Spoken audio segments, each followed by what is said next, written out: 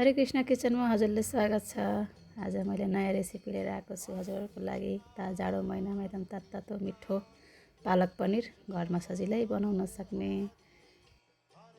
यसको लागि मैले चाहिँ एक मुठी पालक लिएको छु। तपाईँले आफ्नो परिवार कतिजना हुनुहुन्छ त्यो अनुसार तपाईँ लिन सक्नुहुन्छ। पालक लिने, मजाले केलाउने, पखाल्ने, अनि यसलाई चाहिँ बोइल गर्ने। यसमा बोइल गर्ने बेलामा थोरै पानी राखेर बोइल गर्ने।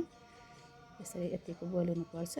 अनि यसले चिसो बनाउने, एउटा अर्को भाँडामा निकालेर चिसो बनाउने। यसलाई जाडो महिना चाहिँ चाँडै चिसो भइहाल्छ।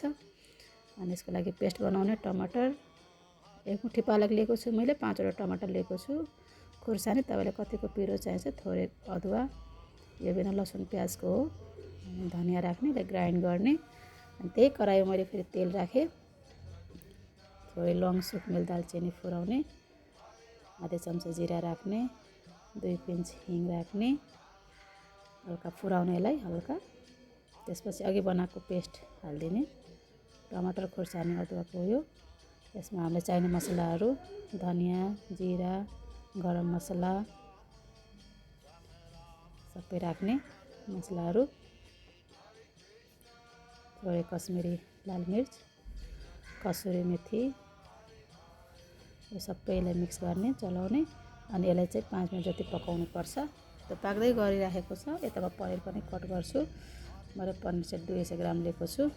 अब यसलाई तपाईँले आफ्नो इच्छाअनुसार कट गर्न सक्नुहुन्छ, क्युबमा, ट्रायङ्गल सेपमा, अलि लामो पनि कस्तो चाहिन्छ त्यो अनुसार कट गर्न सक्नुहुन्छ। मैले सानो सानो क्युबमा कट गरेको छु। मसला फ्राई भइसकेको छ, कस्तो राम्रो तेल छुटेको छ। यसमा चाहिँ स्वादअनुसार नुन राख्ने, मजाले भुट्नेलाई। यसलाई फ्राई गर्न कम्तीमा 5-6 मिनट जति लाग्छ। बिस्तारै सानो ग्यास गरेर अघि बनाएको मैले बोइल गरेको पालकलाई पनि ग्राइन्ड गरेँ।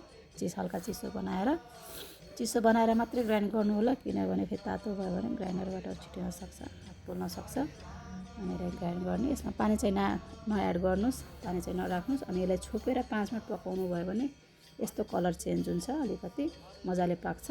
हाम्रो अलरेडी पालक पाकि नै सकेको हुन्छ। अब यसमा तपाईँले चाहिँ पनिर एड गर्न सक्नुहुन्छ, पनिर राख्ने।